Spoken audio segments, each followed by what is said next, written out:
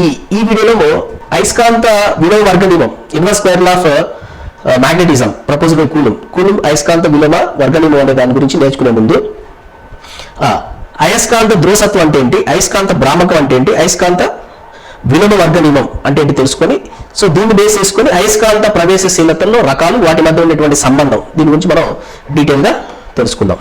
So మొదటిగా అయస్కాంత ధ్రువసత్వం అంటే ఏంటి? అయస్కాంత ధ్రువసత్వం